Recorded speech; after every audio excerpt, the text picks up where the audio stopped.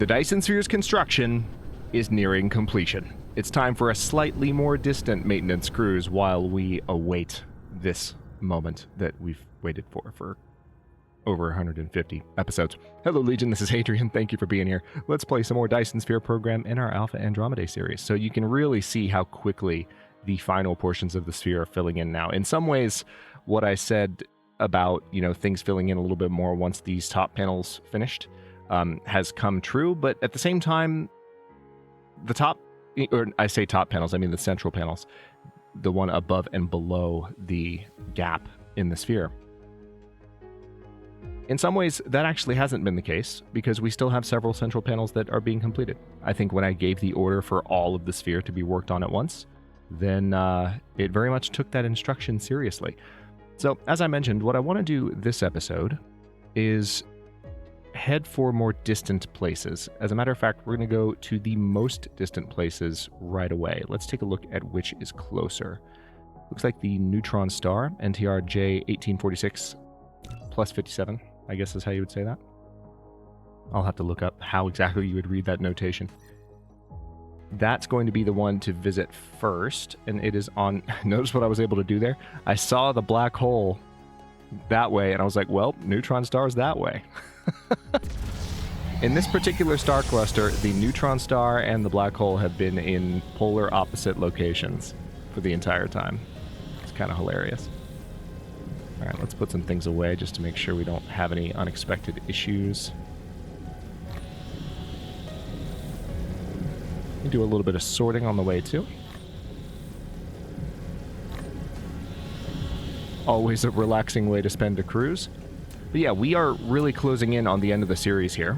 So I just want to make sure that everything that I haven't looked at in a while is in good shape, and we completed a pretty extensive maintenance cruise of the inner systems, checking on a lot of the rare resources, and those all looked phenomenal. And then, of course, I went ham last episode and focused on making some progress in terms of the hydrogen retention issues that I've had.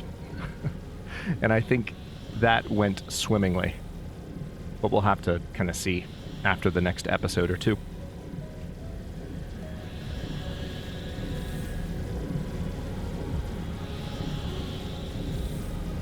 All right, closing in pretty quickly. Anything else to put away?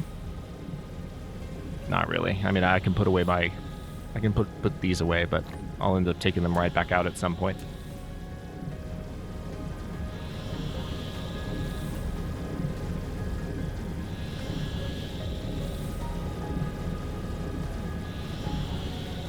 So this, as you'll recall, this is our primary source for unipolar magnets. And so I definitely want to make sure that... Oh yeah, we still have tons of them. Oh my god. There's so many. That's good to see. We also are exporting iron from this world simply because we can. It also looks like we're exporting titanium from this world simply because we can, which I just find that hilarious. Alright, so we have these set up for remote supply. Yeah, I think we're in good shape. This planet looks incredibly healthy. I'll still take a look at the various mining deposits to make sure. But yeah, this looks amazingly healthy. It's not likely to look exactly the same on the black hole planet, which is expected. So we have these set up, yeah, just to run as a supply. Titanium is being refined here, and it looks like, yeah, everything is completely functional there. What's the amount we've got left? Oh my god. Oh my god. 14.5 million titanium. Yeah, we're fine. We're fine. So this planet is, like, I pretty much never need to come back, basically. You know, another thing that I can do, though, while I'm here, since I'm here,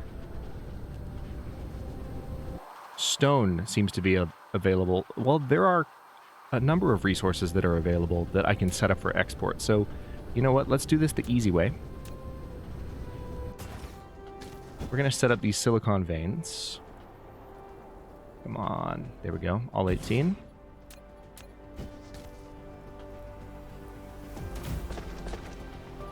let's make sure it's powered.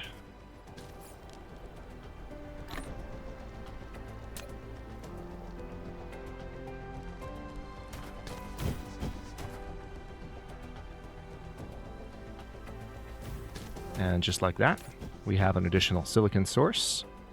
And not just any silicon source either. Like, there's going to be a ton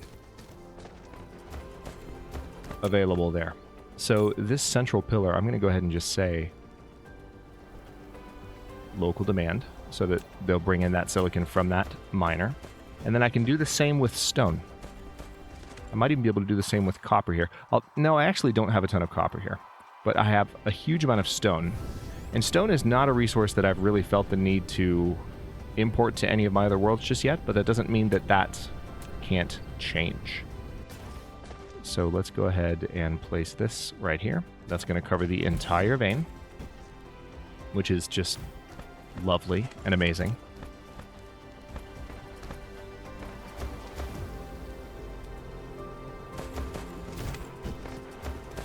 Okay, let's travel a little bit farther up. There we go.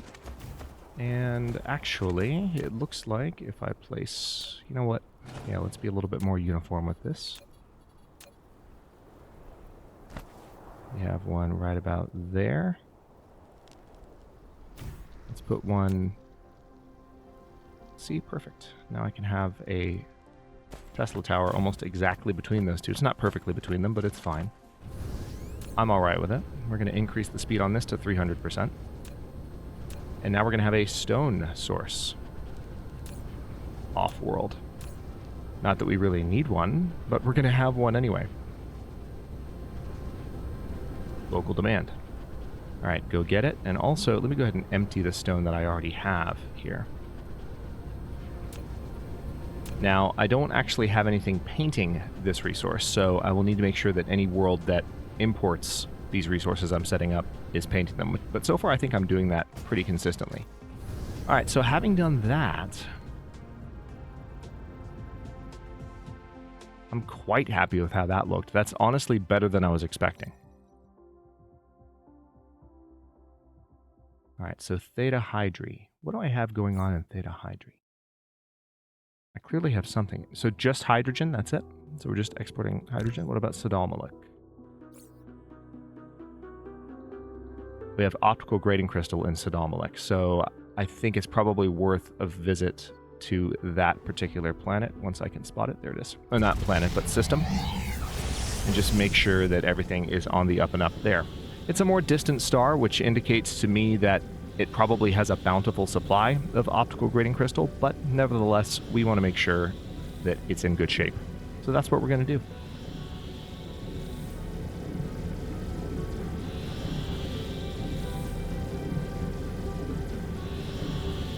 When we started the episode, and, when we ended the last one, we're pretty much 1 million solar sails off of the sphere being completed. Just like 10 episodes back, we were more than 3 million off. So we've made a considerable amount of progress. And it's really only a matter of time now. Yeah, we're closing in, but let's take a look at Gakrux real quick. Yeah. See, we're almost 1 million, like within 1 million of what's required.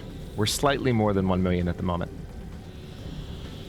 remaining to be pulled into the sphere. But okay, let's stop for a moment, and I need to remember which world is set up as an export world here. It's probably not Sodalmalik 2, it's probably Sodalmalik 4? Or is it? It's the 5th one. Yeah. Oh, yeah. This is the Crystal Desert. I remember now. So Sodalmalik 5. There it is. Let's pay a quick visit. I remember setting this particular planet up, so I think I'm pretty confident that it's still going to be working exactly as intended, but I just want to make sure that the veins are healthy and that we're still producing adequate amounts here. It looks like we're in good shape. Oh yeah, we have plenty. So this particular resource is not even a problem at the moment, I would say. Any other resources here worth exporting? There's a lot, like a lot of iron here. So one thing I could do just to bolster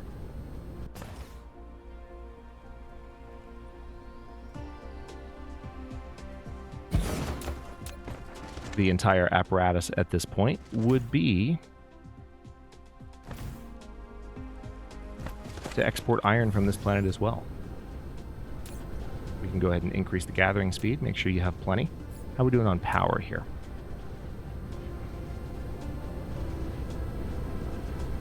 Totally fine.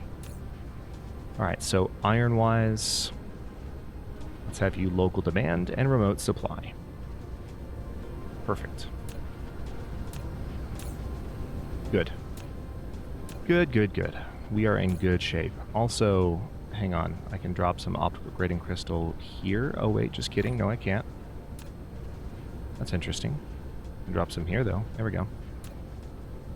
Because I had some in my inventory that was worth getting rid of. Okay, so there's that. We're almost halfway through our current research, which is pretty great.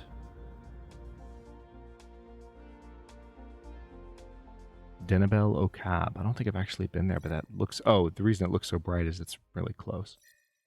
Are there any super bright or interesting looking stars that I haven't visited? We haven't been to V648 Cassiopeia. We haven't been to CE Tauri. We have not been to Bellatrix at all, which is the white dwarf. What even is here?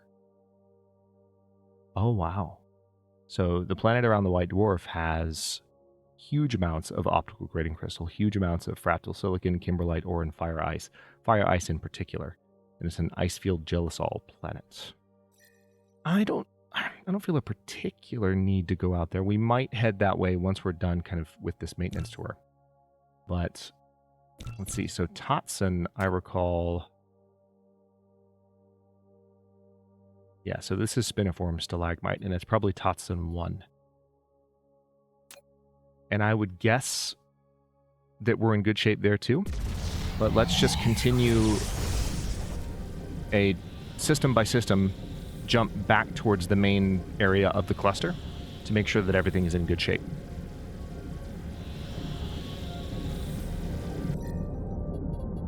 And while I'm traveling, I can continue to check on Gakrux and kind of see how far along we are. Right now, the number of sails being absorbed is 21,120. It seems like what's going to take the longest is these panels at the very top, because they're particularly large. 1, 2, 3. I don't know. Like, it has more nodes than all the other panels that I'm working with right now. And we've determined and discussed that it's based on the number of nodes that surround the panel. That kind of determines how quickly the panel can fill in. Interestingly enough. Little tiny logistical detail about DSP that might not be obvious. Certainly wasn't obvious to me. Until you really stare at it for a while. Okay, so yeah, we have plenty of spiniform stalagmite here. I really don't think this planet has an issue at all. As I recall, though, there's only one deposit here, right? Yeah, we could set up organic crystal. Yeah, organic crystal would be a really good thing to have here. Where the hecking heck? There it is. Yeah, it's just the one deposit. And we're completely fine. Completely and utterly fine. So, yeah, where's the... I know I saw it just a moment ago. Where's the organic crystal? I know it's here. There it is. Same thing, it's just one vein. But if we fly this way for a bit, we can go ahead and start mining it, and that way we have some redundancy in terms of our organic crystal importing as well. Which I haven't really saw fit before this point in the series. to mess with too much. All right, let's go ahead and chop down these trees.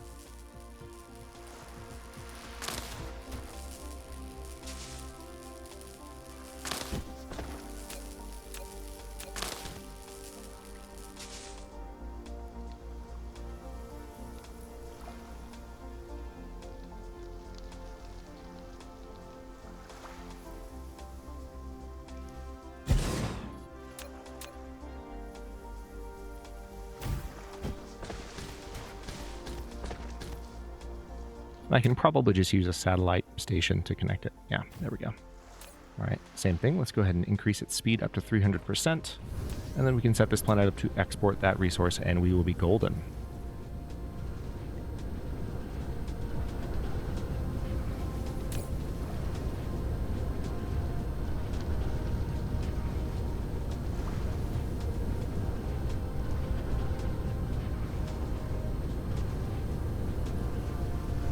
Nice.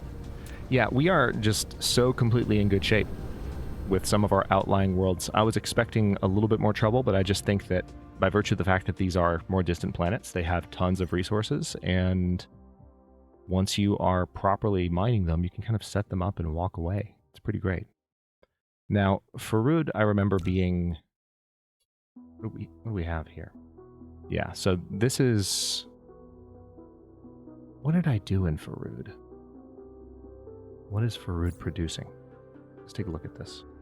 The Farud system production. Ah, yes, that's right. Farud is taking care of our proliferator paint.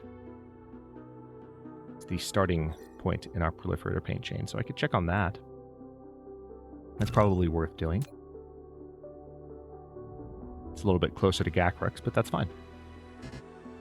Not enough space warper. Problem solved. How to make Hadrian panic.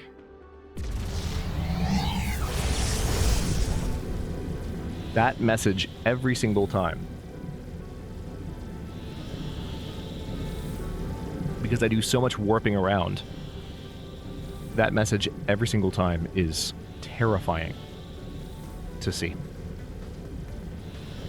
I can't even begin to describe how much it disturbs me.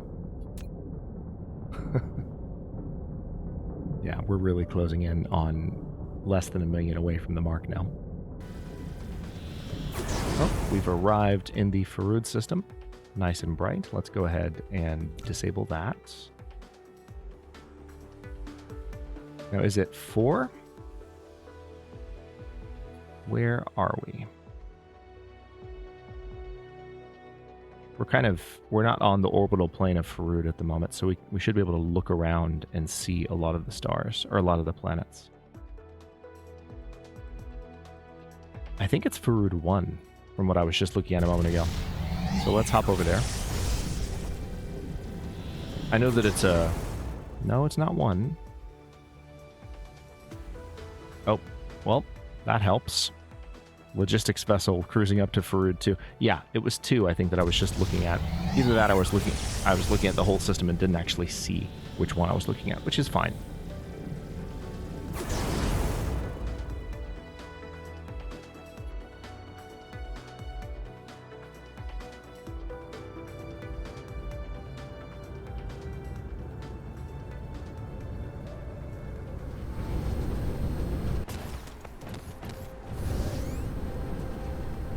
What are you bringing me? Oh, yeah, that's right.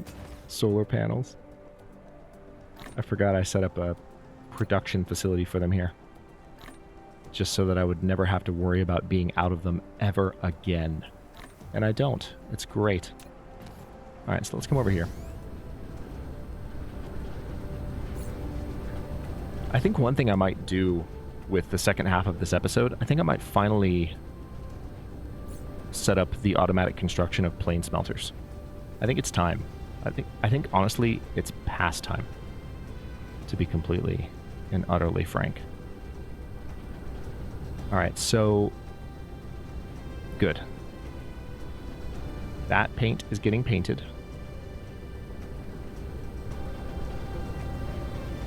Lovely to see. So yeah, let's take a look at this.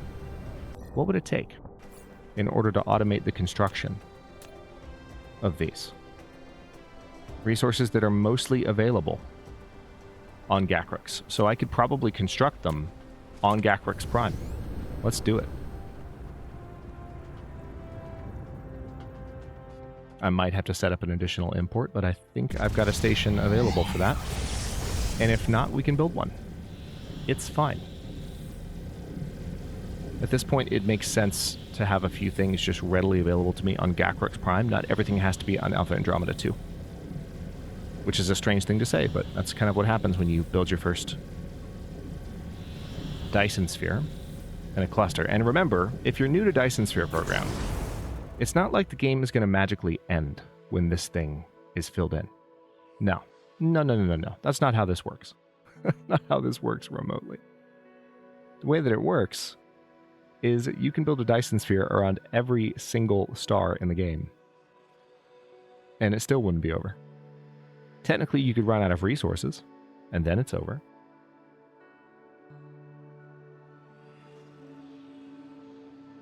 It'll be interesting when they add combat to the game as well, because that's going to...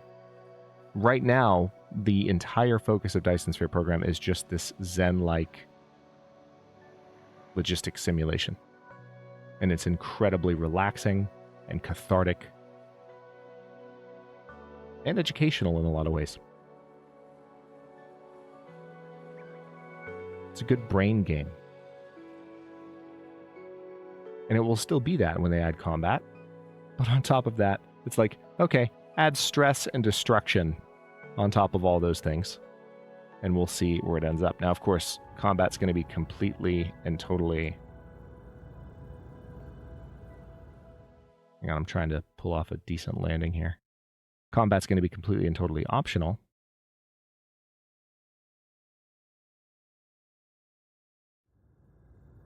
There we go. This is working. Starting to get some atmospheric noise.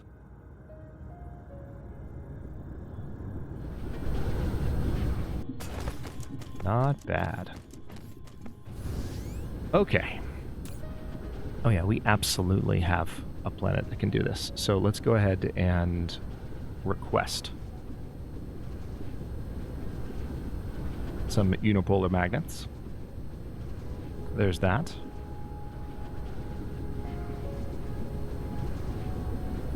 Now, I will go ahead and give this platform some bots. Whether or not I actually use them, I'm not sure. We'll see. So the first thing I have to do is have arc smelters under construction. And the question is, I think I've already got those under construction on Alpha Andromeda 2. And I think I have a storage set up for them, so I probably just need to start exporting them. That would be the smartest thing. Because that way I can just, yeah, let's do that. So we're going to need to head to Alpha Andromeda 2. And yes, I'm doing this incredibly late, but, you know, we're just trying to check off some boxes. It's not something that I ever felt particularly compelled to do, but if I were playing this save beyond just the first sphere and really going crazy, building up, you know, new resource worlds and building additional Dyson spheres, then yeah, I would strongly consider automating the plane smelters a little bit sooner. But given that the plan has always just been to build one really nice Dyson sphere, which is well underway in Gacrix,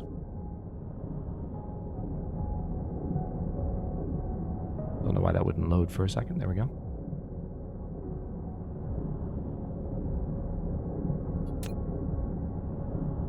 Yup. See, we're over 3.3 million now. So once we pass 3.35 million, I guess, that will be the moment. I say I guess like I'm uncertain. Definitely once we pass 3.35 million. Which is roughly the amount that we have left to go.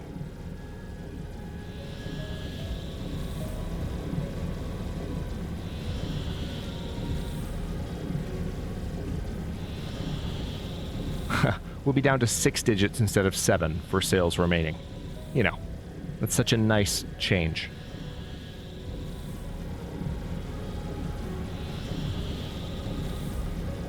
Okay, so we're arriving here. Oh, wow. The atmosphere cut off my warp. I wasn't expecting that. Alright, so let's take a look. I know that I do have... What are you bringing me? What are you bringing me? Okay, that's fair. Yeah, that's fair. I needed all these things. Thank you.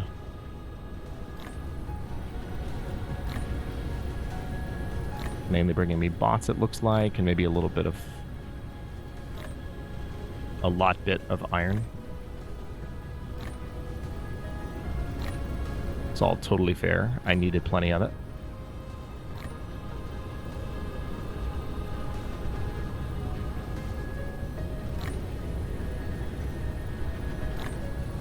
Alright, so mostly filling up at this point. I don't have to babysit my inventory too much. Let's take a look at our automation. I think it was somewhere over here that I would have been building the... And if I don't have them automated, then that's a clear task. That's like an obvious thing for me to work on. But I'm pretty sure I did automate them at one point. Because I have... Yeah, I have this arc smelter dedicated to them, so it's just a matter of finding them. Where did I put you? It's probably staring me in the face, isn't it? It's probably right in front of me. That would be my luck. I would think that I would have them somewhere, like right here. You know? Here we go. Alright, so we just have the... Wow. We just have the one machine making them. Which is fine, to be honest. Like, that's all I really need. So the question is, where would we export them from? Because I don't think we're actually exporting any at the moment. And I don't think we have any spare slots with which to export anything else. Oh, hello. You have some extra energetic graphite, it seems. I can go ahead and put this back away. There we go. Bots are still frantically bringing me things. So dutiful, these bots. It's appreciated. All right, perfect. All right, so we do have a slot that we can use. All I have to do is set up... Yeah, let's just fly them. I'm going to do local demand. And what I will do is come over here, because I do have one planetary logistics station available. And I might even have a slot on this one. Hang on. I do. Perfect. Perfection. So on this one, we will say that we want to store... Where are you? There you are. Arc smelter. This is going to be a supply slot. Alright, you no longer have any coal. But... if I change the position... There we go.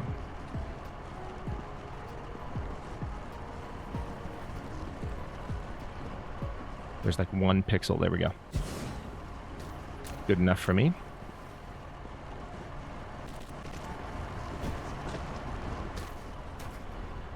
Alright, so now we have a little bit more coal heading out that way, and hopefully it's getting painted. It doesn't really seem like it is. Also, why is that there? That is not necessary at all.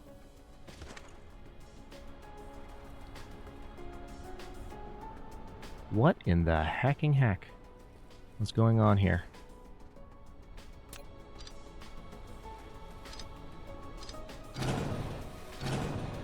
We're going to delete a few things here. Things which are not necessary. Starting with that piler. It's just not needed at all.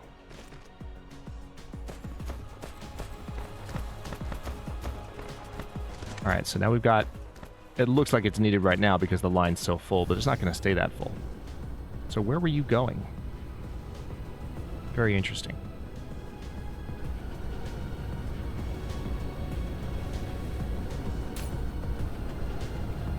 Yeah, it all gets painted right there. All right, anyway, solve that problem. Let's go back and actually deal with this. So, now we get to have a little bit of spaghetti. Just a little. Not a lot, but a little. You thought with all these transports I was putting down you wouldn't get any spaghetti madness this episode. Boy, were you wrong. Let's go ahead and start.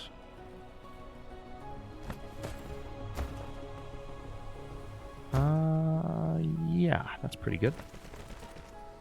Also, let's get our sorters back into our inventory. Very nice. Very nice indeed. Just good to see how many I have after the bots brought them all to me so kindly. Okay, so I'll probably paint these before... Well, I don't have to. I really don't.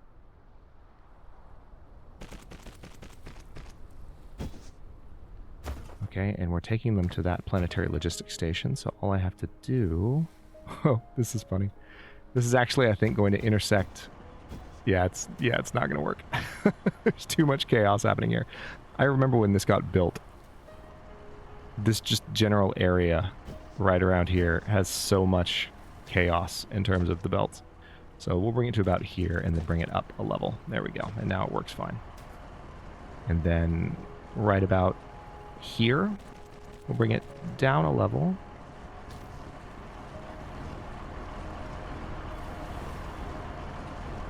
And then I think I can probably... Yep, this will work flawlessly. Amazing. All right, so now we're exporting them. Again, we're not going to be exporting them in large numbers. And they're already being transported away, which is great. So let's head back to Gakrux.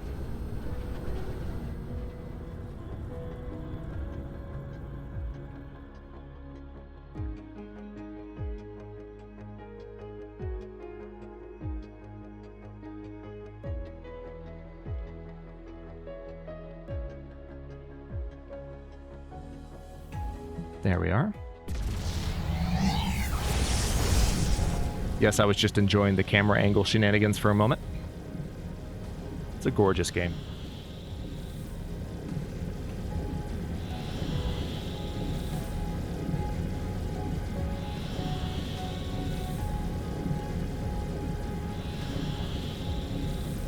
I think one of my favorite things about Dyson Sphere Program is just how deep, complex, rich, satisfying, all of the above, the progression is. Because look at what we're doing right now. You know, we're warping from one planet to another, or one system to another. And we've been doing this for probably 100 episodes now. Close to it. At least 60 or 70. Warp is a big milestone. You don't get it right away. But we've accomplished so much since the accomplishment of activating warp drive for the very first time. There's just so much to do, and yet the game never feels overwhelming. That's what truly amazes me about it. And it's always beautiful.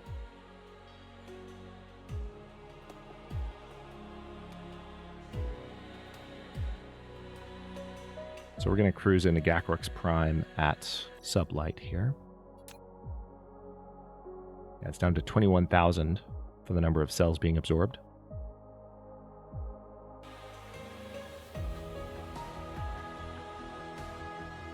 Really starting to see a lot of these central panels finishing up. Those are the ones that have been closest to finishing for a long time.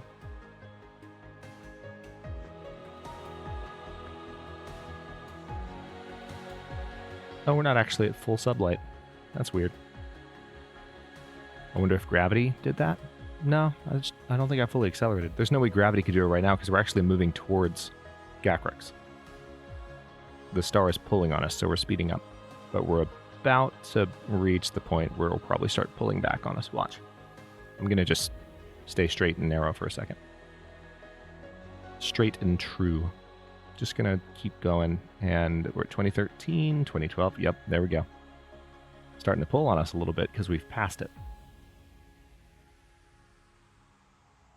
The game has a very satisfying gravity simulation. It just makes you feel it through the mouse cursor. Well, not through the mouse cursor. That's not correct, but through like camera angles which are controlled by the mouse. And so you end up feeling it through mouse movements as you adjust for it, which is really cool. Okay, so let's see what we can do here.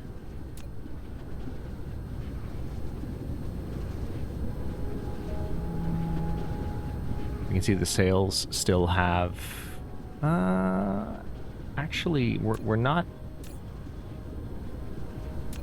It doesn't seem like we have a huge surplus of them anymore, which is a little bit surprising.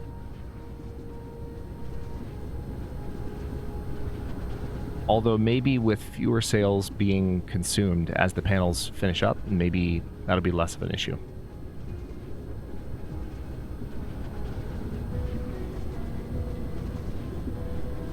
Okay, so let's fly over here, and let's take a look at this automation process. Where are we going to import these? I think, yeah, so I set up that there. It makes sense for me to kind of keep everything together, so we're going to do remote demand there. And there are some on the way.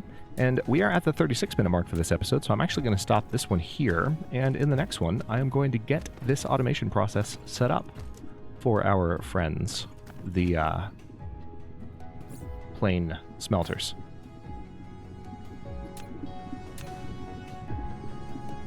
And then I will proceed not to have much to use it on. Because again, it's one of those things that I've been pretty content to just build myself.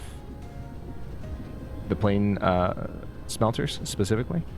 I've never felt particularly compelled in this series to actually build automation procedures for these so that I can just have large amounts of them. But again, if I were going to be building a ton more Dyson spheres, or if I were going to be working from a ton more planets that I'm currently working from, then I probably would have automated a little bit sooner. But it'll still be nice to have as something to kill time with for the final few episodes here. And I'm really happy overall with how the resource